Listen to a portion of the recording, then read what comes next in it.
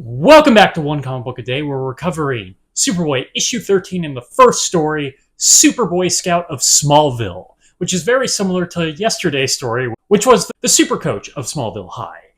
Not doing really great with imaginative titles in Superboy right now. This is another story where I feel like without Superboy, it would have been a much stronger story. So they came up with a story that didn't really need Superboy again. It's a problem. We've entered this era where they didn't really think of creating problems that specifically speak to Superboy. And in fact, he's just degrading the stories he's in. Even though I don't want to read the story this would have been without Superboy, and I barely want to read it with Superboy. This is also a Boy Scout propaganda piece, which you probably figured out by the title, which I don't have as much of a problem with as, say, the military propaganda stories. But I think it fails at that, too. There's one choice they make that I think ruins everything that's going on here.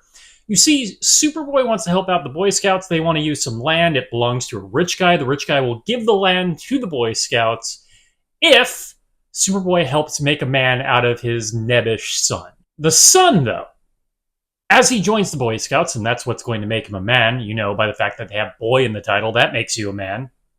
I don't think I understand the Boy Scouts very well. He's actually really good at Boy Scout things immediately. He only has to be shown once. It's like he's a savant.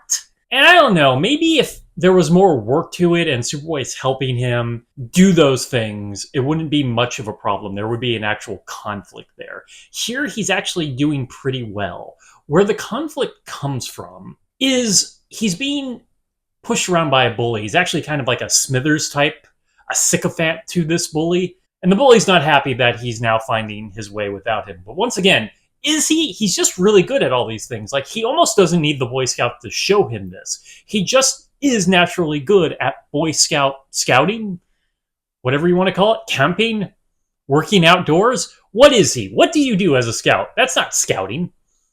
I digress. And he tries ruin his attempts at things, but even with Superboy's help, it doesn't feel like specifically he was having all that much trouble. It was going to be a little harder, but he's never quite worried, and he handles it with aplomb. I don't know. I don't know if he really needed the Boy Scouts to begin with. He just seemed to be good at this stuff. And that's a problem if the whole point of the story was meant to be propaganda.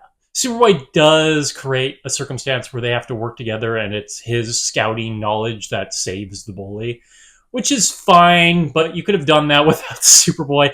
How is this a Superboy story? We need to ask that question. How is this a Superboy story? He is helping someone. He's helping many people by getting this land. I just don't feel like they succeeded in the whole idea of why is Superboy here and why you need the Boy Scouts. Make it a little bit harder for him. Make him learn something and learn something about himself. It almost felt like he wasn't learning anything about himself. It was just like, oh yeah, I'm good at these things.